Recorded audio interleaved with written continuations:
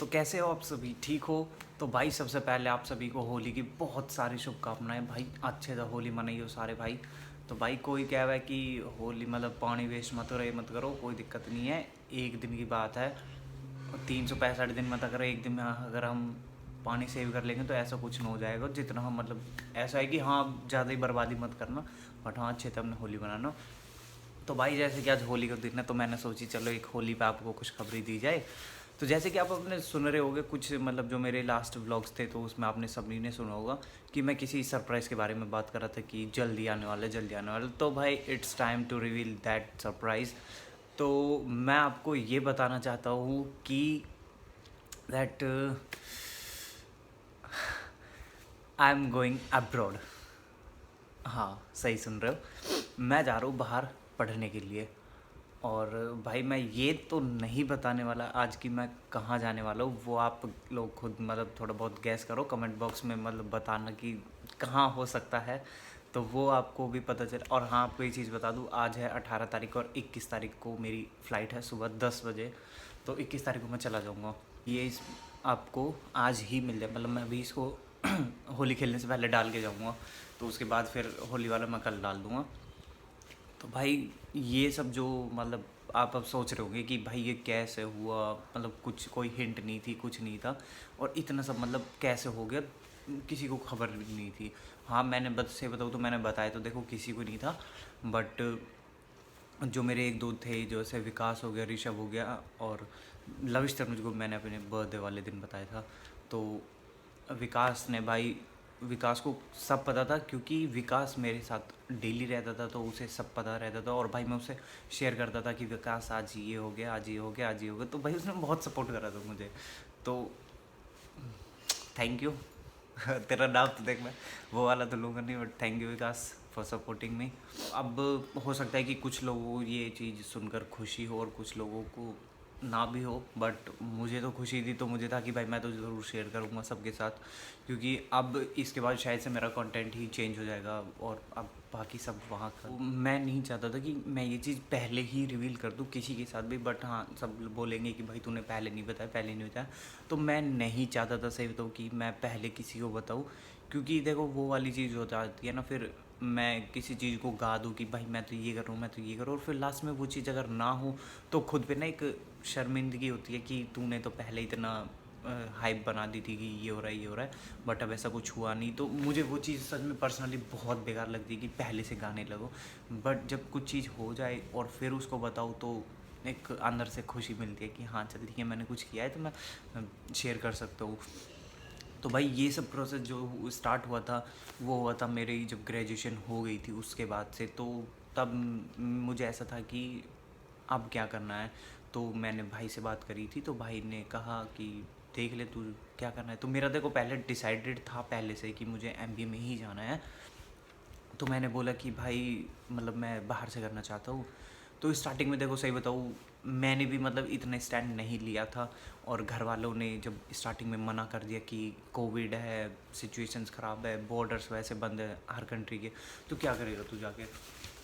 तो फिर ऐसे तो बात नहीं बनी थी वो उस टाइम पे, और फिर मैं ऐसे हो गया था कि चल ठीक है कर दिया कर दिया।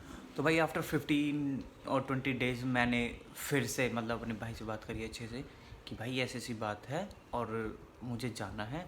तो फिर भाई ने कहा कि ठीक है तू एक बार मामा से बात कर ले, तो क्या पता वो तुझे मतलब और अच्छे से हेल्प कर सके। तो फिर मैंने मामा से बात करी, तो मामा ने कहा कि ठीक है अगर तुझे ऐसा मतलब बाहर जाने का प्लान है तेरा, तो भाई फिर उन्होंने कहा था कि हाँ ठीक है अगर तेरा मन है तो बहुत अच्छी बात है, बट तू एक क्लियर इन्फॉर्मेशन के साथ मतलब नेक्स्ट वीक हमसे बात, पूरी इन्फॉर्मेशन होनी चाहिए तेरे पास कि कहाँ जाना है, कैसे करना है, कौन सी यूनिवर्सिटी है, क्या खर्चा है, सब कुछ। उन्होंने कहा कि सब कुछ बात, बट उससे पहले ये बात उठी थी मतलब फैमिली में भी उठी थी कि भाई जब तेरा मामा और तेरा भाई यूएस में है तो तू यूएस क्यों नहीं ट्राई कर रहा है। भाई फिर मैंने एक दो एजेंसीज़ में बात करी, फिर मैंने मामा को मतलब सारी इन्फॉर्मेशन दी कि ऐसी ऐसी बात है। तो उन्होंने कहा ठीक है तू अपनी एप्लीकेशन लगवा दे, अगर हो जाता है तो अच्छी बात है, नहीं होता है तो इसका भी एक ऑप्शन था कि मैंने एक यहाँ पे गुड़गांव में एक एमडी यूनिवर्सिटी में, यूनिवर्सिटी कॉलेज था, बिजनेस कॉलेज था वो, मैंने वहाँ पे एडमिशन ले लिया था एमबीए में।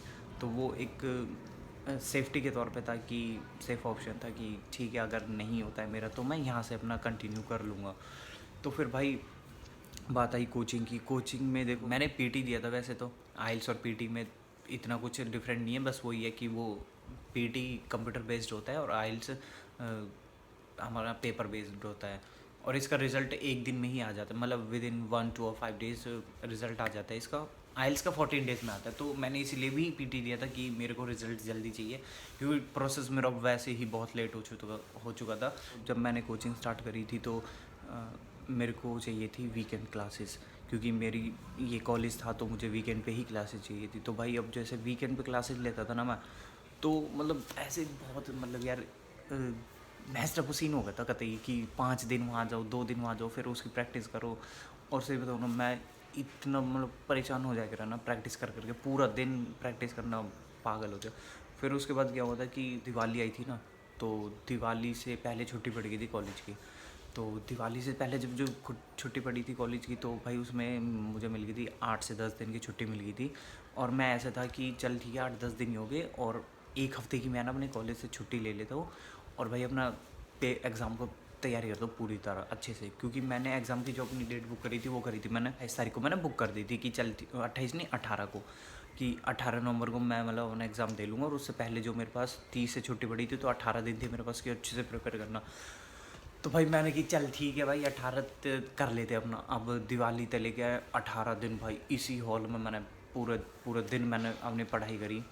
अब मैं गया पेपर देना। अब भाई पेपर दे के मैं ऐसे मतलब फुल श्योर था ना कि भाई मेरी 65 प्लस आराम से मेरा बैंड आ जाएगा। मुझे 58 चाहिए था और मैं अपना भाई दे के पेपर आया तो मैं खुश था पूरा।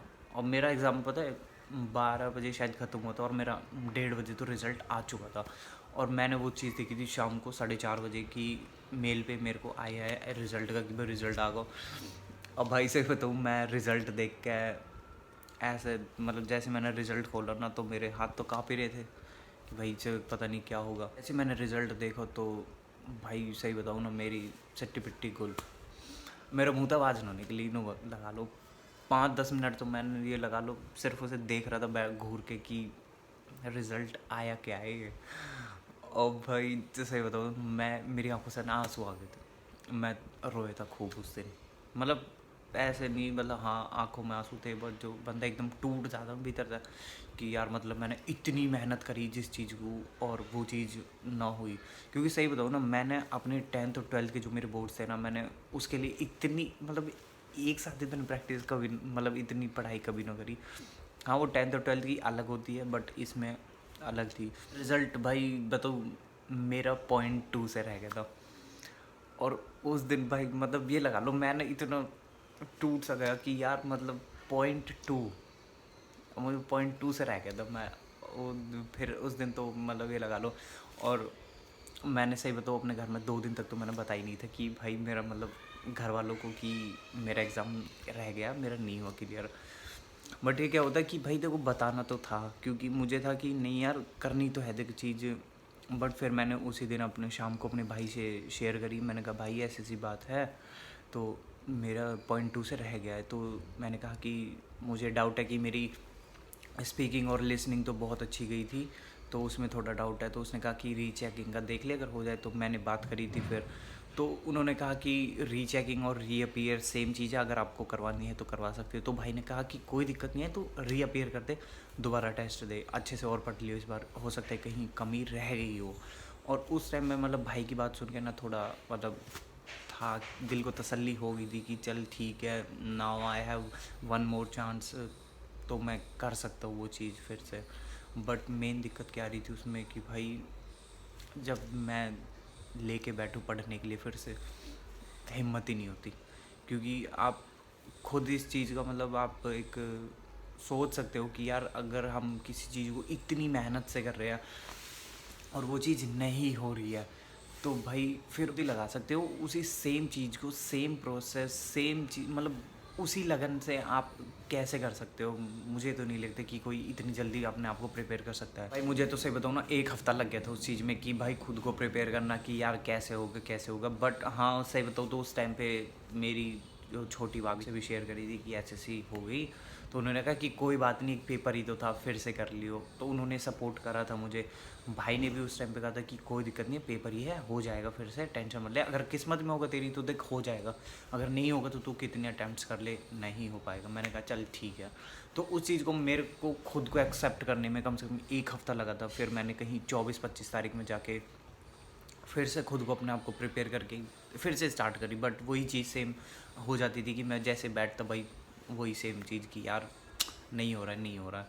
बट उस टाइम तक ना ऐसा हो गया था, क्योंकि उस टाइम पे ना डबल मतलब माइंड में इतनी चीज़ें चल रही थी ना, क्योंकि मेरी फैमिली नहीं मान रही थी। मतलब मेरे पापा मम्मी बिल्कुल रेडी नहीं थे भेजने के लिए कि हमें भेजना ही नहीं है। ये था कि अगर जाना भी है तो अपने भाई के पास चला जाए यूएस। उस चीज़ पे भी था कि हाँ चल ठीक है यूएस का देख लेते हैं। बट क्योंकि बहुत सारी चीज़ें थी ना, मेरी पेपर की अलग टेंशन, कॉलेज की अलग टेंशन, और भाई ना पास नहीं होने की उस टाइम पे बहुत अलग टेंशन थी कि क्या पता मेरी किस्मत में ना हो।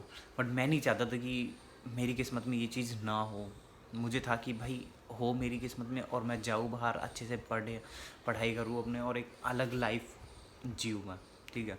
तो फिर ये हुआ था कि 24 या 25 नवंबर को मैंने फिर से स्टार्ट करा अपना पढ़ना। तो मुझे ये था, और उसी टाइम पे क्या हुआ था कि मेरे ना कज़न्स की शादी थी 11 दिसंबर की। तो हमारे जो फंक्शन शुरू हुए थे वो हुए थे 7 तारीख से। मुझे ये था कि मैं ना 7 से पहले पहले ही अपना सब कुछ कर लूँ। 7 तारीख को फंक्शन था, तो मेरे को था कि उससे पहले ही मैं अपना एग्ज़ाम देके ख़त्म कर दूँ। बट दूसरी चीज़ मन में ये थी कि नितेश जल्दी मत कर, देख ले, अगर नहीं हुआ तो ये लास्ट चांस है, अगर नहीं हुआ ना फिर भूल जाइयो, ड्रॉप कर दियो भाई कि तू जा भी पाएगा। तो माइंड में दोनों चीज़ें थी कि अगर शादी के बाद दिया तो शादी में काफ़ी दिन वेस्ट हो जाएंगे बीच में, और जो मैंने प्रिपेयर करा है वो मेरा सब भूल जाऊँगा मैं। बट उससे ये था कि भाई अगर शादी से पहले भी दूंगा तो कहीं जल्दबाजी तो नहीं हो जाएगी। काफ़ी चीज़ें भाई देखो माइंड में आती ही आती है। फिर मैंने सोचा कि चल ठीक है कोई नहीं, 1 हफ़्ता ख़राब होगा बट मैं जल्दबाजी नहीं करूँगा। अपने उसमें भी जो 1 हफ़्ता होगा ना उसमें भी अपना थोड़ा थोड़ा कर लेंगे, ठीक है। मैंने कहा चल करेंगे यार, कोई नहीं। तो फिर जब शादी वादी हुई हमारी, तो 15 तारीख को भाई रिसेप्शन था, और 15 के नेक्स्ट डे 16 को मैंने भाई अपना फिर से तैयारी शुरू कर दी। और उस टाइम पे किस्मत इतनी अच्छी थी ना कि कोविड की वजह से कॉलेज भी बंद हो गया था। तो मैं थोड़ा खुश था कि चल ठीक है, अब कॉलेज की तो टेंशन है नहीं, अपना इसी पे फोकस कर लेते हैं।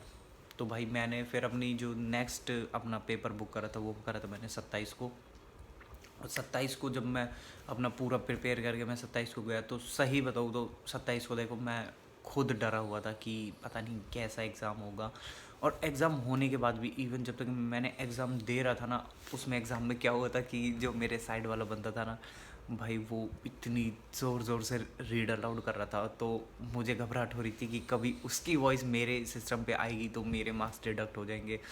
बट फिर भी मैंने भाई कर दिए कि चल ठीक है। और यही सब के बाद ना जब मैं एग्ज़ाम क्लियर कर मतलब मेरा एग्ज़ाम ख़त्म हुआ था, तो उसके बाद जब मैं अपना बाहर निकला सेंटर से, तो मैं ऐसे था कि यार पेपर सही नहीं गया है और मेरी शायद इस बार भी रह जाएगी। क्योंकि मैं ये सोच रहा था कि लास्ट टाइम मैंने इतना अच्छा करा था, इतना अच्छा करा था, तो और मेरा 0.2 से रह गया था, और इस टाइम तो मेरा वैसे ही इतना अच्छा नहीं गया। अब देखो ये अच्छा मुझे मतलब जो फीलिंग्स आ रही थी वो शायद हो सकता है कि डर की वजह से हो, कि यार डर था कि लास्ट चांस है, लास्ट चांस है, तो मैं ऐसे डरा हुआ था। और भाई जब मैं पेपर दे के आया तो मेरा एग्ज़ाम वही सेम सेम मैंने स्केड्यूल किया था अपना, 12 बजे ख़त्म हुआ और मैं अपने घर आ गया 1 बजे। और जब मेरा रिज़ल्ट आ गया था 3 बजे शायद मेरा रिज़ल्ट आया था, तो सही बताऊँ मैंने 1 घंटे तक अपना रिज़ल्ट ही नहीं खोला था। और उस टाइम मैं अपने एक दोस्त से बात कर रहा था, तो मैंने उसे बताया, मैंने कि यार ऐसे ऐसे एग्ज़ाम था मेरा आज और मैं रिज़ल्ट आने वाला है मेरा। तो फिर जैसे ही मेरे को मिला ही मैंने उसे बताया, मैंने कहा यार रिज़ल्ट आ गया। तो उसने कहा कि देख ले। मैंने कहा ना भाई, मैंने की हिम्मत नहीं हो रही मेरी लास्ट टाइम को देख के। तो उसने कहा कि कोई बात नहीं, देख तूने पेपर तो दे दिया है, अब रिज़ल्ट आ चुका है, अब इसमें तू कोई चेंज नहीं कर सकता, अब जो भी है उसे एक्सेप्ट कर और खोल दे। भाई मैंने कि जय बाबा की यार, मैंने भी खोल दिया। अब मैंने जैसे खोला ना भाई, मेरा जो रिज़ल्ट आया वो आई थी मेरा पास हो गया था उसमें। मेरी 62 आई थी ओवरऑल बैंड, और मुझे 58 ही चाहिए थी, तो मेरी 62 बहुत सही थी। तो भाई आप मेरा फर्स्ट रिएक्शन देख सकते हो जैसे मैंने मेरे रिज़ल्ट देखा था, क्योंकि मैं उस टाइम एक अपने दोस्त के साथ वीसी पे शादी वादी की वजह से और फिर जो मैंने री एग्ज़ाम दिया था उसकी वजह से 1 महीने तो मेरा वैसे डिले चल रहा था। और तो भाई फिर मेरा रिज़ल्ट क्लियर हो गया और मैंने मम्मी को जैसे बताया ना, तो मम्मी का भाई कोई रिएक्शन ही नहीं था। मम्मी ऐसे देख जा रही थी कि भाई अब तो ये जाने वाला है। तो फिर उस दिन मैंने फिर सबको बताया, अपने जो मेरे थे दोस्त, मैंने बताया उनको। मैंने कहा भाई पेपर हो गया क्लियर। तो उन्होंने कहा कि चल अच्छी बात है, तो अब तो तू मतलब है कि जाएगा, क्योंकि वो पेपर ना मेन था मेरे जाने और ना जाने का डिसाइड करने वाला। एग्ज़ाम क्लियर होता तो मैं जाता, नहीं होता तो मैं नहीं जा पाता। बट मेरा एग्ज़ाम हो गया था क्लियर और भाई मैंने फिर अपना फाइल वाइल जो भी था अपना करवाया। बाद मेरा 15 डेज़ मेरा ऑफ़र लेटर आ चुका था मुझे। और उसके बाद फिर मैंने अपना फ़ीस वीस पे करी तो मुझे सीओई भी मिल गया था जल्दी। फिर मैंने अपना वीज़ा अप्लाई करा। मेरे बर्थडे के 2-3 दिन बाद मैंने वीज़ा अप्लाई कर दिया था और मेरा वीज़ा आया है 8 मार्च को। और सही बताऊँ तो मेरी कॉलेज स्टार्ट हो चुका है।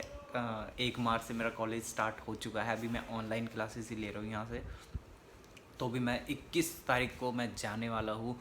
और फिर अभी वैसे मैं 2 साल के लिए ही जाऊँगा, बट हाँ वो है कि बीच में मेरी अगर छुट्टी होंगी तो मैं ज़रूर आऊँगा वापस।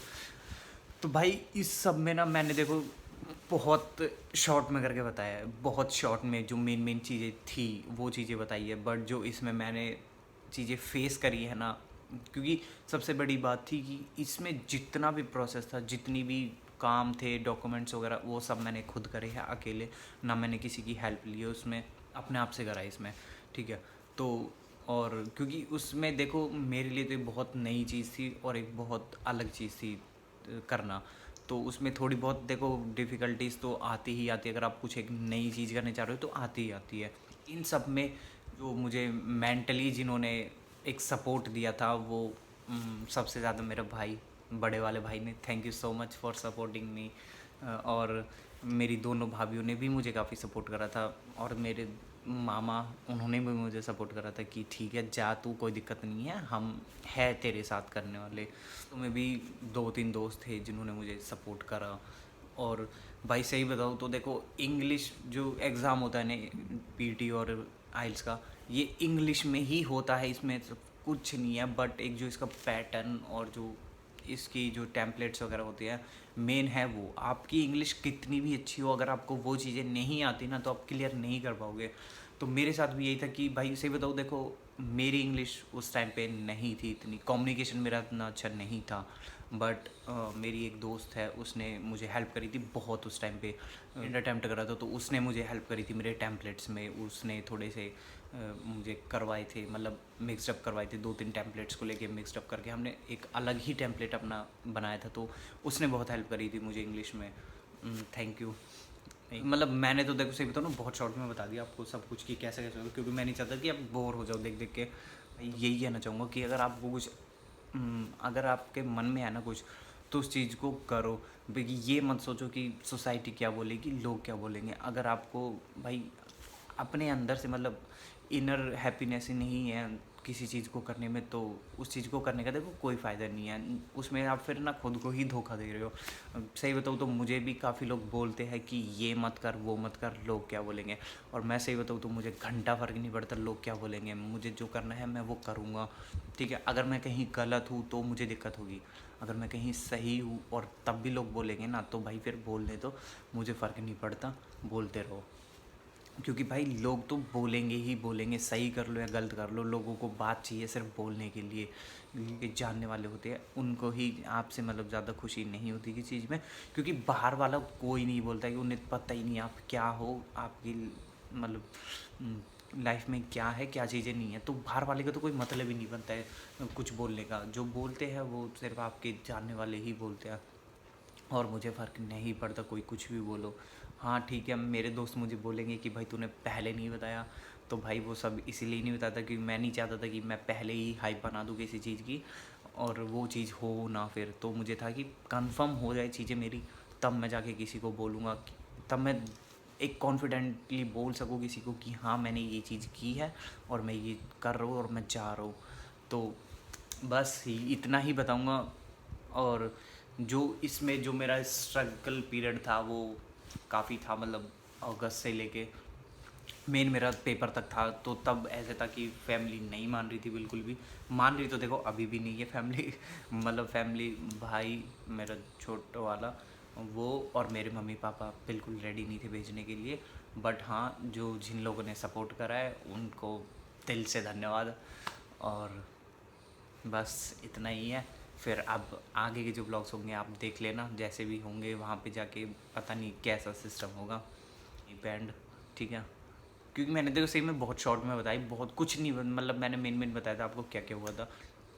बट इसमें भी बहुत ऐसी चीज़ें थी कि जो मैंने आपसे भी शेयर नहीं करी है, वो कभी फिर सोचेंगे आगे जाके। तो इस व्लॉग को कर देती है यहीं पे एंड, टाटा बाय।